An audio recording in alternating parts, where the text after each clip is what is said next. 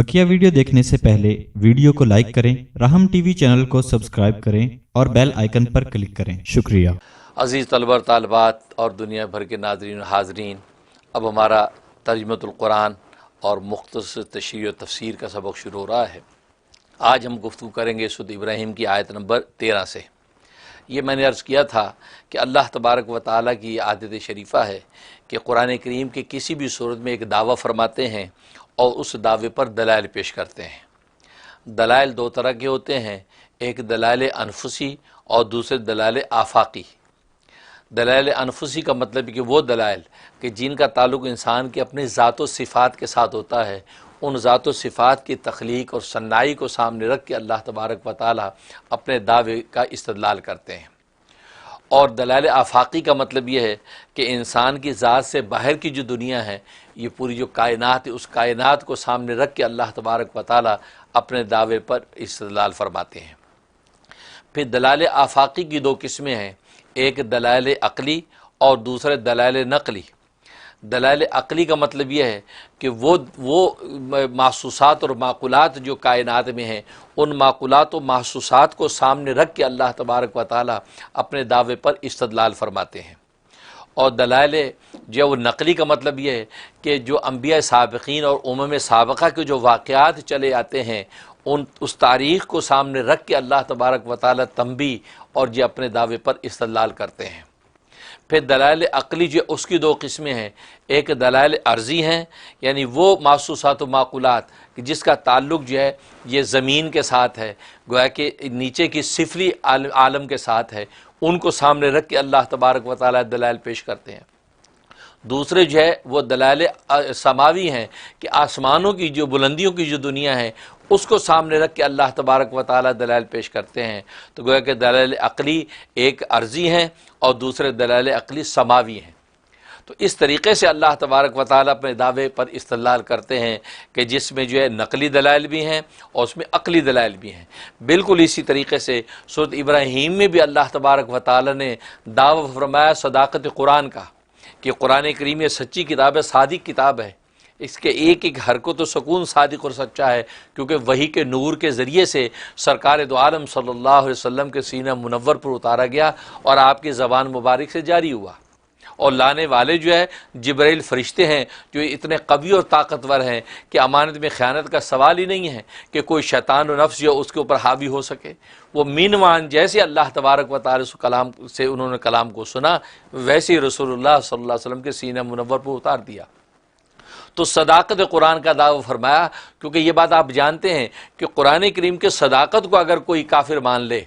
कोई मुशरिक मान ले, कोई गैर मुस्लिम मान ले कुरान की सदाकत को, तो मसला हल हो जाता है, उसको मंजिल मिल जाती है। असल में शुबहात तो कुरान की सदाकत भी निकालता है कि ये कलाम जो है मोहम्मद सल्लल्लाहु अलैहि वसल्लम एज ए बशर खुद बना के लेके आ गए हैं, किसी से सीखा सिखाया आगे पेश कर दिया, ये वही के नूर से नहीं मिला है। तो उसी ही के अंदर वो शक व शुबहात निकालते हैं, जिसकी वजह से इन कुफार व मुशरिकीन को मंजिल नहीं मिलती है। तो अल्लाह तबारक व तआला ने सदाक़त कुरान का दावा फरमाया और उस पर जो है 7 दलाइल अक़ली पेश फरमाए, 7 दलाइल अक़ली पेश फरमाए। तो जितने दलाइल अक़ली हैं उनमें बाज़ का ताल्लुक़ अर्ज़ी गोया कि एलवी आलम सिफली के साथ है, और बाज़ जो है वो समावी हैं, आलम एलवी के साथ उनका ताल्लुक़ है। तो 7 दलाइल अक़ली पेश किए हैं और 3 दलाइल नक़ली पेश किए हैं कि पहली कौमों के जो वाक़यात हैं, पहले अंबिया के साथ उनका जो रवैया है, उस हकीकत को बयान करके अल्लाह तबारक व तआला ने सदाक़त कुरान के दावे पर इस्तदलाल किया है। तो आज जो है ये दलील नक़ली नंबर 2 चल रही है, उसी के ज़िमनी मज़ामीन में से आयत नंबर 13 से फरमा रहे हैं वक़ाल अल्लज़ीना कफ़रू। हुआ ये कि जब अंबिया किराम अलैहिमुस्सलातु वस्सलाम अपनी कौमों और अपनी उम्मतों को दावत तौहीद देते, तो वो दावत तौहीद सुन के ये कहते कि भाई आखिर कौन सी ऐसी वजह तरजीह है कि अल्लाह तबारक व तआला ने ख़ास तौर पे आपके ऊपर ये वही नाजिल कर दी और तुम्हें इस मनसब पे कायम कर दिया, इसलिए कि तुम्हें हम तो देखते नहीं कि तुम फरिश्ते हो, तुमको फरिश्ते नहीं हो, कोई मखलूक नहीं हो, बल्कि हमारे जैसे बस बशर हो। ऊपर बल्कि कहा उन्होंने कि फरमाया कि तुम जो हमारे जैसे बशर तो हो, तो तुम जब हमारे जैसे बशर हो तो फिर कौन सा ऐसा कमाल तुम्हारे अंदर पैदा हो गया कि अल्लाह तबारक व तआला जो है वही के ज़रिए से तुम्हें पैगाम दे रहा। اس پر انبیاء کرام علیہ الصلوۃ والسلام نے جواب دیا کہ ہم نے اپنی نسبت بشریت کا انکار نہیں کیا، بے شک ہم تمہارے جیسے بشر ہیں، اس میں ہمیں انکار کی کوئی ضرورت ہے، نفس بشریت میں ہم دونوں برابر ہیں، لیکن خود نوع بشر کے اندر جو فرق نظر آتے ہیں، انواع بشر کے اندر مراتب اور مدارج الگ الگ ہیں، اور انسان کی اخلاقی کمال کے اعتبار سے، انسان کی جسمانی خوبصورتی جمال کے اعتبار سے، انسان کے باطنی احوال کے اعتبار سے، خود انواع بشر کے اندر بھی مدارج الگ الگ ہیں، کوئی سردار ہے، کوئی غیر سردار ہے، کوئی حاکم ہے، کوئی محکوم ہے، کوئی قابل ہے، کوئی ناقابل ہے، تو انواع بشر کے اندر جب یہ تفاوت درجات کا موجود ہے تو نفس بشریت میں بھی درجات کا تفاوت موجود ہو سکتا ہے کہ اللہ تبارک و تعالیٰ اپنے کسی بشر بندے پر ایسا انعام کر دیں کہ ان کو منصب رسالت پر فائز کر دیں، اس کو مقام نبوت دے دیں، تو وہی ہمارے ساتھ کیا ہے۔ تو جیسے خود تم اس مشاہدے کا انکار نہیں کر سکتے، خود انسانوں کے اندر بھی درجے کے اور صلاحیت کے اعتبار سے فرق موجود ہے، حاکم و محکوم کا فرق موجود ہے، قابل غیر قابل کا موجود ہے، خوبصورت بدصورت کا موجود ہے۔ تو جب اس مشاہدے کا تم انکار نہیں کر سکتے تو یہ روحانی کمال اور مدارج جو ہے اللہ تبارک و تعالی نے اگر ہمیں عطا کر دیا، ہمیں نبوت و رسالت پر فائز کر دیا، اور تمہیں نہیں کیا، تو اس فرق کو نہ ماننے میں تمہارے پاس کون سی دلیل ہے؟ اس فرق کے انکار میں تمہارے پاس کون سی دلیل ہے؟ تو اس طریقے سے انبیاء کرام نے اس حقیقت کو بتایا۔ اب یہ کہا کرتے تھے کہ تم جو کوئی ایسی وجہ ترجیح ہمیں دکھاؤ کہ ہمیں پتہ چلے کہ واقعی کوئی ایسا معجزہ، کوئی ایسا نشان دکھاؤ کہ جس کو دیکھ کے ہم کہیں ہاں واقعی تم اللہ کے پیغمبر ہو۔ تو اس وقت پہلے وہ کہہ چکے ہیں کہ ہم جو انبیاء جات رسولنا بالبینات، کہ اللہ نے فرمایا کہ ہمارے رسول بینات یعنی کھلے معجزات لے کر آئے ہیں، لیکن خرابی ہے کہ ان کی بدنصیبی کہ ان معجزات کو تو مانتے نہیں ہیں، یہ فرمائشی معجزے کو اصل میں ایمان سمجھتے ہیں۔ تو انبیاء کرام علیہ الصلوۃ والسلام نے اس حقیقت کو بتا دیا کہ دیکھو فرمائشی معجزے بھی اگر دکھا دیں تو وہ بھی ایمان تمہیں نہیں دلا سکتے، یہ تو اللہ کے دینے سے تمہیں ملے گا، یہ اللہ کے فضل سے تمہیں ایمان عطا ہوگا، یہ فرمائشی معجزے دیکھ کر بھی تم ایمان لے آؤ یہ کوئی ضروری نہیں ہے، کیونکہ اس پر کوئی ضمانت نہیں ہے کہ تمہارے فرمائشی معجزے ہم دکھا دیں تو تم واقعی اللہ کو مان لو، یہ پاسبل نہیں۔ بہت سے فرمائشی معجزے دکھائے گئے دنیا میں، انبیاء نے دکھائے لیکن لوگوں نے مانا نہیں۔ کیوں؟ ایمان تو اللہ کی رحمت اور فضل سے ہی ملتا ہے، وہ جس کو چاہے گا دے گا۔ لیکن جہاں تک بات ہے نسبت بشریت کی، ہمیں نسبت بشر بالکل حاصل ہے کہ انواع بشری کے اندر فرق ہوتے ہیں مدارج میں، تو اسی طریقے سے اللہ تبارک و تعالی نے ہمیں مقام نبوت و رسالت عطا کر رکھا جو تمہیں حاصل نہیں ہے۔ اور پھر یہ کہ تم معجزات کی بات کرتے ہو، معجزات آلریڈی ہم نے پیش کر دیے ہیں، تو مانو نہ مانو، باقی تمہارے فرمائشی معجزے پیش کرنا یہ کوئی ایمان نہیں ہے کہ تم مشاہدہ کر کے ایمان لاؤ، وہ ایمان تو ملتا خدا کے فضل اور رحمت سے۔ تم نیت کو خالص سچا کرو، حق کے متلاشی بنو، اللہ تبارک و تعالی حق کا راستہ تمہارے لیے کھول دیں گے۔ اس حقیقت کو واضح کر کے انبیاء نے کہا تھا کہ بس لہٰذا ہم جو اللہ پر توکل و اعتماد کرتے ہیں، بس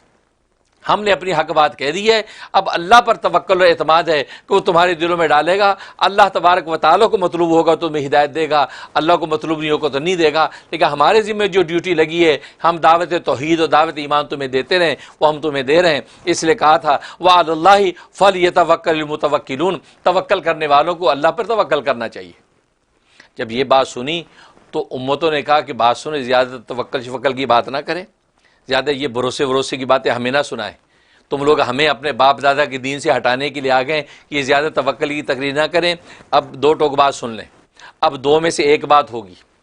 یا تو تم اور تمہاری پیروی کرنے والے جتنے ہیں یا تو واپس اسی اصل دین میں واپس آ جائیں۔ گویا کہ آپ تھریٹ دے رہے ہیں، جب استدلال کی طاقت ختم ہو گئی اور دلائل کے سامنے ٹھہر نہیں سکے،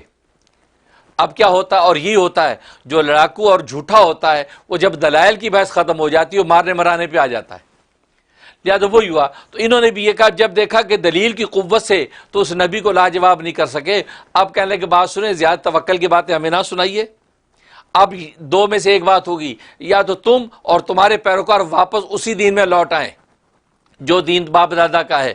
اور باپ دادا کے دین کو چھوڑ کر دوسرا راستہ اختیار کرنے کی تمہیں اجازت نہیں ہے، ورنہ پھر دوسرا فیصلہ یہ ہے کہ تمہیں جلا وطن کر دیا جائے، تمہیں پھر یہاں ہمارے ساتھ ہمارے اس جگہ پہ رہنے کی اجازت نہیں ہے، تم یہاں سے نکال دیا جائے گا، یا تو ہمارا دین اختیار کرو یا یہاں سے نکال دیا جائے گا۔ جیسے آج دنیا کے بہت سے خطوں میں ہوتا ہے کہ کفار و مشرکین حاوی ہو کر یہی بات کرتے ہیں کہ یا تو تمہارا دین اختیار کرو اور یا تمہیں یہاں سے جلا وطن کر دیا جائے گا۔ بلکہ آج ہندوستان کی تازہ صورتحال میں تو آپ دیکھ رہے ہیں کہ ہندوستان کی طرح صورتحال میں یہی ایک نعرہ لگایا جا رہا ہے کہ یا تو ہندو مذہب اختیار کرو ورنہ تم یہاں سے نکال دیا جائے گا۔ چائنا کے اندر آپ نے دیکھا یا تو خنزیر شراب پیو، ہمارے طرز زندگی کو اختیار کرو ورنہ یہاں سے نکل جاؤ، تمہیں پھر یہاں رہنے کی اجازت نہیں ہے۔ تو یہ دیکھو اس وقت یہ دو بڑی سلطنتوں کے اندر، حکومتوں کے اندر، ایک جو ہے اہل اسلام اور مومن مسلمانوں پر یہ ظلم ڈھایا جا رہا ہے، اور کہا کہ یا تو تم اختیار کرو یا یہاں سے جلا وطن ہو جاؤ۔ تو اللہ تبارک و تعالیٰ فوراً جواب دیا انبیاء کرام علیہ الصلوۃ والسلام کو، اور ان اہل ایمان جو کمزور بیچارے ان کے شکنجے میں تھے، فرمایا پریشان ہونے کی ضرورت نہیں ہے، تمہارا میرے سے ڈرنا جو ہے اور مجھ پر ایمان کامل لانا، یہ بہت بڑی طاقت ہے۔ دیکھنا یہی اس جگہ کو چھوڑ کے یہاں سے نکلیں گے، انہی کو ہم ان کے وطن سے جلا وطن کر دیں گے، اور یہ ان کے وطن پر انشاءاللہ تمہیں حکومتیں دے دیں گے، تمہیں آباد کریں گے، تم یہاں آباد رہو گے، اور یہ انشاءاللہ یہاں سے دفع اور دور ہو جائیں گے، نکل جائیں گے، ہم ان کو یہاں سے نکال دیں گے۔ تو لہذا وہی بات ہے کہ آج ہندوستان اور چائنا کے اندر کے مسلمانوں پر اسی طرح ظلم ڈھاتے رہے، اور ان کا مقصد یہ ہوا کہ ان کو نکال دیں کہ یا تو ہندو مذہب اختیار کرو ورنہ یہاں سے نکل جاؤ۔ تو اللہ تبارک و تعالیٰ اپنے کلام میں کہہ چکا ہے، ایسے کہنے والے ظالم سن لیں کہ وہ انہی کو ہم نکالیں گے بلکہ اہل ایمان کو اسی جگہ پر آباد کریں گے۔ یہ حقیقت اس میں بتا دی۔ وقال الذین کفروا لرسلہم، اور کہا کافروں نے اپنے رسولوں کو، کیا کہا؟ لَنُخْرِجَنَّكُم مِّنْ أَرْضِنَا، ہم نکال دیں گے تم کو اپنی زمین سے، جلا وطن کر دیں، ڈپورٹ کر دیں گے، جو آج کے زبان میں ڈیپوٹیشن ہو جائے گی، ڈپورٹ کر دیں گے، نکال دیں گے زمین سے۔ أَوْ لَتُعُودُنَّ فِي مِلَّتِنَا، یا لوٹو ہمارے دین میں، یا ہمارے دین میں واپس لوٹو۔ یہ دونوں میں سے ایک آپشن ہے۔ فَأَوْحَىٰ إِلَيْهِمْ رَبُّهُمْ، پس حکم بھیجا ان کو ان کے رب نے، یعنی ان رسولوں کو، اور رسولوں کے ذریعے سے ان امتوں کو ان کے رب نے حکم بھیجا، اطلاع بھیجی۔ تو بس اسی کو گیا کہ خطاب خاص ہے، حکم عام ہے۔ خطاب تو ان کو تھا لیکن حکم عام ہے۔ آج کا مسلمان جو ہندوستان کی سرزمین پہ رہتا ہے، یا چائنا کی سرزمین پہ رہتا ہے، یا سیریا کی سرزمین پہ رہتا ہے، یا فلسطین کی سرزمین پہ رہتا ہے، وہ اس آیت کو اپنے لیے بہت بڑی تسلی سمجھے کہ فَأَوْحَىٰ إِلَيْهِمْ رَبُّهُمْ، یہ ان رسولوں کو خطاب تھا لیکن خطاب خاص ہوتا ہے، حکم عام ہوتا ہے۔ تو آج قیامت تک آنے والے مسلمان کو بھی اللہ تبارک و تعالی یہی تسلی دے رہا ہے کہ لَنُهْلِكَنَّ الظَّالِمِينَ، ہم غارت کریں گے ان ظالموں کو، ہندوستان کے ظالموں کو، سیریا کے ظالموں کو، فلسطین کے ظالموں کو، اور کشمیر کے ظالموں کو، چائنا کے ظالموں کو، سب کو ہم ہلاک کریں گے، تباہ کریں گے، غارت کر دیں گے، تم فکر نہ کرو۔ تو گویا کہ یہ خطاب آج ان کی طرف بھی گویا کہ یہ ان کے ذریعے سے متوجہ۔ وَلَنُسْكِنَنَّكُمْ، اور آباد کریں گے تم کو۔ اب دیکھو وہ آباد کریں گے تم کو الارض، اس زمین میں۔ اب اللہ نے کہا کہ ظالموں کو ہلاک کر دیں گے اور تمہیں آباد کریں گے، جس زمین سے تمہیں نکالنا چاہتے تھے اور تمہیں اس کے پرانے دین میں لانا چاہتے تھے، شرک کے دین میں لانا چاہتے تھے، اللہ نے تسلی دے دی کہ فکر نہ کرو، لَنُهْلِكَنَّ الظَّالِمِينَ، ہم ان ظالموں کو غارت کر دیں گے، ہلاک کر دیں گے۔ وَلَنُسْكِنَنَّكُمْ، اور تمہیں آباد کر دیں گے اس زمین میں، الارض، اس زمین میں، ہندوستان میں، چائنا میں، فلسطین میں، سیریا میں۔ اے ایمان والو تمہیں آباد کریں گے، من بعدہم، ان کے پیچھے، جب وہ تو ہلاک ہو جائیں گے، وہ ظالم تو تباہ و غارت ہو جائیں گے، اور زمین خالی، اس زمین خالی پر ایمان والو تمہیں ہم آباد کریں گے۔ آج تم مظلوم نظر آتے ہو، آج ان کے دانت کے نیچے ہو، آج تم بے بس ضعیف نظر آتے ہو، لیکن یاد رکھو ذالک لمن خاف مقامی، یہ جو انعام تمہیں یہ ملتا ہے اس کو جو ڈرتا ہے کھڑے ہونے سے میرے سامنے۔ تم میرے سامنے کھڑے ہونے سے ڈرتے ہو، تبھی 5 وقت نمازیں پڑھتے ہو، تبھی رمضان کے روزے رکھتے ہو، تبھی تم مال کی زکاتیں دیتے ہو، تبھی حج کے لیے لبیک اللہم لبیک کے نعرے لگاتے ہو، کبھی تم خلوت کے اندر بیٹھ کے گناہوں سے اپنے آپ کو بچاتے ہو۔ یہ میرے سامنے کھڑے ہونے کا خوف تو ہے بھائی، یہ جو خوف ہے بھائی، اسی خوف نے تمہیں میرا اتنا قریب کر دیا ہے کہ یاد رکھو تمہارا کوئی بال بیکا نہیں کر سکتا، بس تم اپنا ایمان مضبوط رکھو اور مجھ پہ نگاہ رکھو اور توکل کو تام رکھو، انشاءاللہ دیکھنا ہم ہی ان کو برباد کر دیں گے اور تمہیں جو ہے اسی جگہ پہ آباد کریں گے۔ یہ آیات کتنی بڑی تسلی ہے اس موجودہ حالات میں بھی کہ ذالک لمن خاف مقامی، یہ ملتا اس کو جو ڈرتا ہے کھڑے ہونے سے میرے سامنے کھڑے ہو سے ڈرا، وخاف وعید، اور ڈرتا ہے میرے عذاب کے وعدے سے، یعنی کل روز قیامت میں جو عذاب برپا ہوگا اس سے یہ ڈر کے جو اللہ کی عبادت کر رہا، خدا کا خوف اپنے اوپر طاری کر رکھا ہے اور منمانی زندگی گزارتا نہیں ہے۔ اللہ فرماتے یہ تمہارا ڈرنا جو ہے یہ مجھے اتنا پسند آیا ہے کہ میں نے جو ہے وہ ساری کائنات کا خوف تمہارے دل سے نکال دیا، اس لیے کہ جو مجھ سے ڈرا وہ اب کسی سے نہیں ڈرے گا، اور جو مجھ سے نہیں ڈرا وہ ہر ایک سے ڈرے گا۔ اے ایمان والو تم بس صرف مجھ سے ڈرنا شروع کر دو، بس پھر دیکھنا ساری کائنات تم سے ڈرے گی اور تم کسی سے نہیں ڈرو گے. لیکن اگر تم نے مجھ سے ڈرنا چھوڑ دیا تو پھر یاد رکھو تم ہر ایک سے ڈرو گے. پھر تمہیں ہر وقت خوف آئے گا, تم دائیں بائیں کے ہر طرح کے جو ہے معمولی سے جھٹکوں سے بھی ڈرو گے. لیکن اگر تم نے مجھ سے ڈرنا شروع کر دیا پھر یاد رکھو ہم ساری کائنات کا ڈر تمہارے دلوں سے نکال دیں گے. اس لیے ایک بہت بڑی تسلی ہے آج ہندوستان کے مسلمانوں کے لیے, کشمیر کے مسلمانوں کے لیے, چائنا کے مسلمانوں کے لیے, فلسطین اور سیریا کے مسلمانوں کے لیے, برما کے مسلمانوں کے لیے کتنی بڑی تسلی ہے کہ بس تم اللہ سے ڈرتے رہو, اللہ کے آگے گڑگڑاتے رہو, اپنے ایمان کے اوپر مضبوط رہو. تو اللہ فرماتے ان کو ہلاک کرنا, تباہ کرنا میرا کام ہے. دیکھا نہیں چائنا میں کیا ہو رہا ہے, چائنا میں کیسے اللہ تبارک و تعالی معمولی سے جھٹکا دیا اور کرونا وائرس نے جو چولہے ہلا کے رکھ دیے ساری سائنس اور ٹیکنالوجی کی. آج وہی لوگ جو مسجدوں کے اوپر اپنا قبضہ جماتے تھے اور کہتے تھے کون ہے اللہ, کس کا گھر ہے, آج اسی مسجد میں آ کے یہ چائنا کے صدور اور وزیر اعظم آ کے دعائیں کروا رہے ہیں. آج وہ حیران ہے مسلمانوں کی طرز زندگی دیکھ کر کہ یار کسی مسلمان پہ اٹیک کیوں نہیں ہے, مسلمان کیوں نہیں مر رہے ہیں. اللہ اکبر, 20 لاکھ مسلمانوں پر تم نے ظلم کیا, لیکن اللہ تبارک و تعالی نے دکھا دیا کہ اس طرح تمہیں ہم ہلاک کر دیں گے, تمہارے شہر کے شہر ہم بے آباد کر دیں گے, لیکن ہم آباد کریں گے تو ان ایمان والوں کو آباد کر دیں گے. اس لیے فرمایا ذالک من خاف مقامی وخاف وعید, یہ ملتا اس کو جو ڈرتا ہے میرے سامنے کھڑے ہونے سے اور ڈرتا ہے میرے عذاب کے وعدے سے. واستفتحوا, بس فتح مانگنے لگے پیغمبر. جب یہ حالات, یہ واقعات دیکھے اور یہ پیغامات سامنے آئے تو انبیاء نے اللہ سے فتح مانگنا شروع کر دی کہ یا اللہ اچھا ہمیں فتح ملے گی, ہمیں تو فتح دے گا اور یہ ہلاک ہوں گے, غارت ہوں گے اور ہم ہی اس جگہ پہ آباد ہوں گے. تو اللہ پھر ہم دعائیں کرتے ہیں واستفتحوا, اور فیصلہ فتح مانگنے لگے پیغمبر, کیونکہ امید لگ گئی نا کہ ہمیں تو اللہ تبارک و تعالیٰ یہاں کامیاب کریں گے. تو واستفتحوا تو بندی کی بندگی ہے کہ اللہ سے دعائیں مانگنا شروع کر دے, تو مانگنے لگے. واستفتحوا تو فتح کا فیصلہ مانگنے لگے پیغمبر. وخاب کل جبار عنید, اور نامراد ہوا ہر ایک سرکش اور ضدی, ضد کرنے والا, ارے سرکش. ظاہر یہ کفار و مشرکین, یہ امتیں جو انبیاء اکرام علیہ الصلوۃ والسلام کے ساتھ بحث و مباحثہ کرتی تھی, فرمایا کہ یہ سب کے سب جو ناکام نامراد ہوئیں. عنید اور ضدی, صرف ضد کی وجہ سے انکار کر رہے ہیں, حالانکہ علمی استدلال کے نتیجے میں وہ لاجواب ہو چکے تھے. انبیاء اکرام علیہ الصلوۃ والسلام نے ان کو لاجواب کر دیا. اللہ تبارک و تعالیٰ کی وحی کی نور کی طاقت سے وہ سامنے ٹھہر نہیں سکے.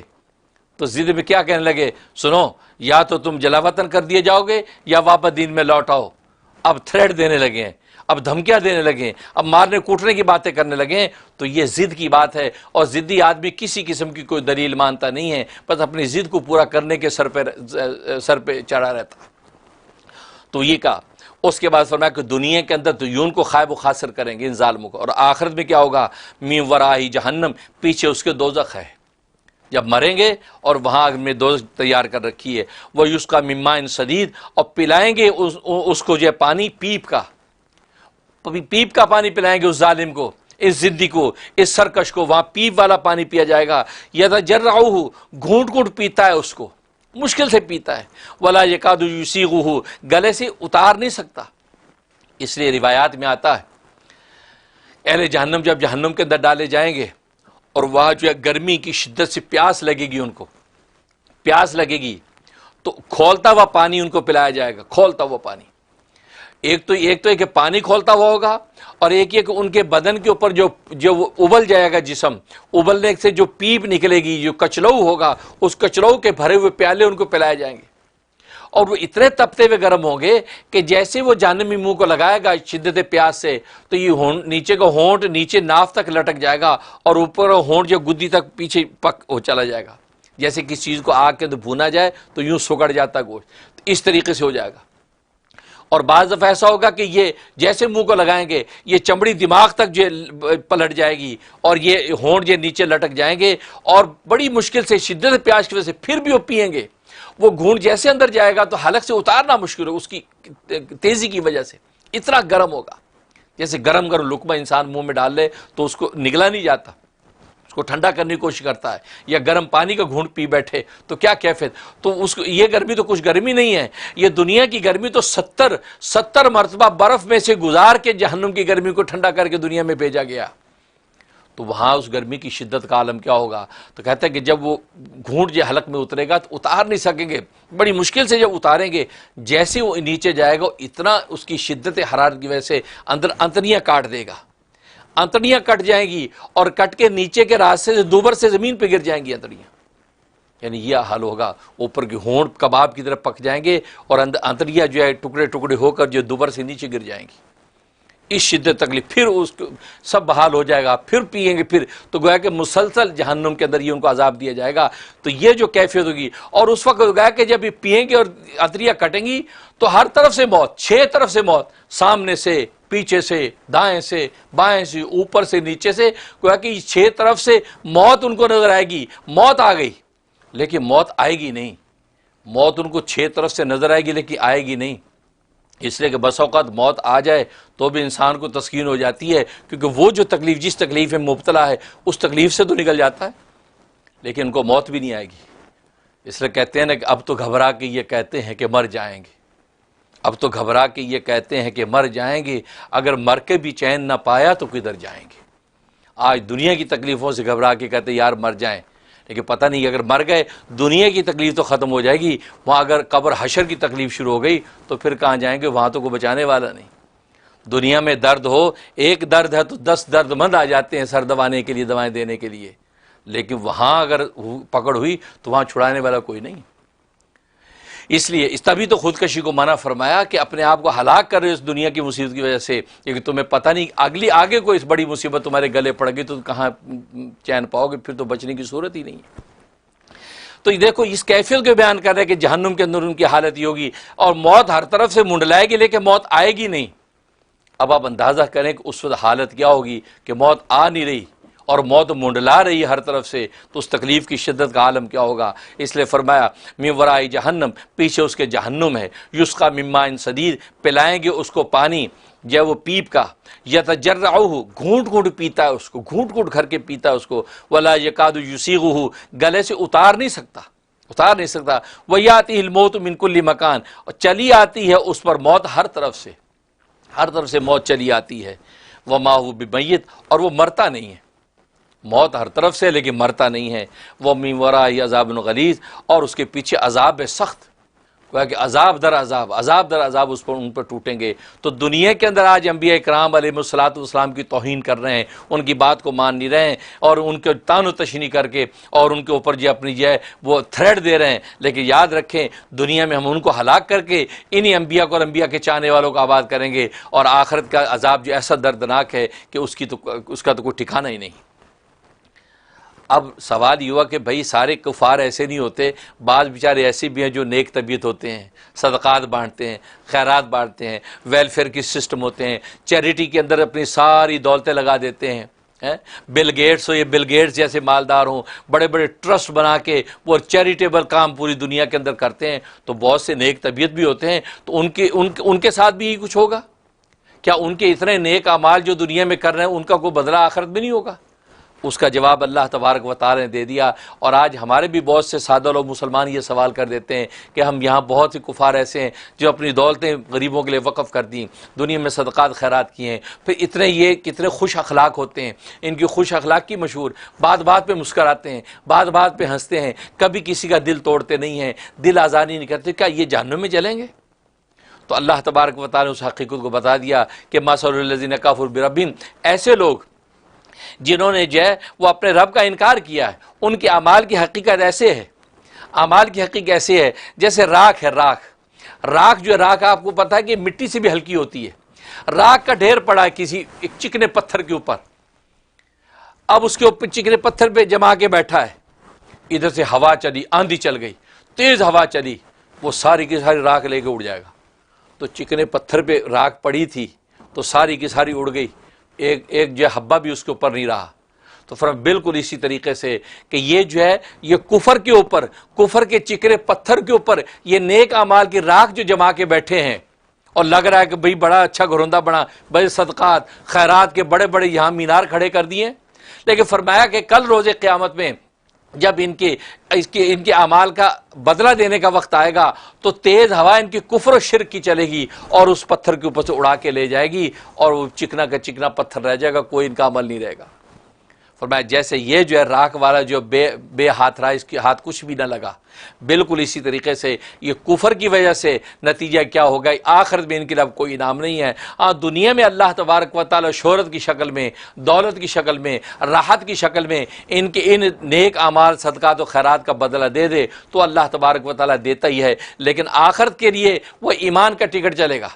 وہاں ایمان کی سرٹیفیکیشن چلے گی۔ ایمان اگر ہے تو اس ایمان پر فیصلے ہوں گے، اگر ایمان نہیں ہے کسی درجے میں بھی، ایک جو ہے رائے کے دانے کے برابر بھی ایمان کا حصہ اگر ہوگا تو اللہ اس پر بھی بخشی کا فیصلہ کر دیں گے، گویا کہ تعذیب و تطہیر کے بعد۔ لیکن اگر اتنا بھی نہیں ہے، سرے سے کھلا شرک ہے، پھر ان کے لیے بخشش کی کوئی شکل نہیں ہے۔ اس لیے کہا کہ مثل الذین کفروا، حال ان لوگوں کا جو منکر ہوئے، بربہم اپنے رب سے، اپنے رب کا جو انکار کیا، اعمالہم ان کے عمل ہیں، کرمادین جیسے وہ راکھ، نشتدت بہ الریح کہ زور کی چلے اس پر ہوا، یوم عاصف آندھی کے دن میں، زور کی چلی اس پر ہوا آندھی کے دن میں، تو لا یقدرون مما کسبوا علی شیء، کچھ ان کے ہاتھ میں نہ ہوگا اپنی کمائی میں سے، گویا کہ ساری کمائی اڑ جائے گی، ان کی کفر شرک کی ہوا سب اڑا کے لے جائے گی، ان کے خالی ہاتھ رہ جائیں گے۔ ذالک هو الضلال البعید، یہ ہے بہہ کر دور جا پڑنا، یہ بہہ کر دور جا پڑنا۔ تو گویا کہ یہ ضلال بعید ہے، تو گویا کہ یہ لوگ جو دنیا کے اندر جب اس حالت میں رہتے ہیں تو پھر ان کے لیے آخرت میں کچھ بھی نہیں ہوگا۔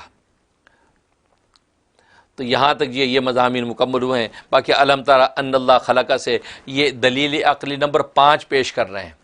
گویا کہ صداقت قرآن کی دلیل عقلی نمبر 5، اب تک 4 دلائل عقلی گزر چکے ہیں، یہ 5ویں دلیل عقلی ذکر کر رہے ہیں، اس پر انشاءاللہ آئندہ گفتگو کریں گے۔ اللہ سے دعا ہے کہ اللہ تبارک و تعالی قرآن کریم کی ان حقائق اور معارف کو سمجھنے کی توفیق عطا فرمائے، اور ان حقائق و معارف کو دیکھ کر اللہ پر ایمان، اس پر توکل اور بھروسہ اتنا اسٹرانگ اور مضبوط ہو جائے کہ ہم جو دل کی آنکھ سے ہر وقت اپنے خدا کو دیکھیں، اور ہر وقت خدا کو دیکھ کر اس کے آگے جھکتے چلے جائیں، اور جب جھکتے چلے جائیں گے اللہ تبارک و تعالی جھکنے والوں کو اٹھاتے چلے جائیں گے۔ اللہ تبارک و تعالی اس امت کو پستی سے بلندیوں کی طرف اٹھا دے، اور اس کو جو ہے ذلت سے عزت کی طرف اٹھا دے، اور اجتماعی جو بھی اس کی گناہ غلطیاں لغزشیں ہیں یا اللہ ان لغزشوں کو معاف کر دے، تاکہ اس معافی و توبہ کے بعد ہم پھر سے تیرے اور تیرے محبوب کے منظور نظر ہو جائیں۔ آمین یا رب العالمین۔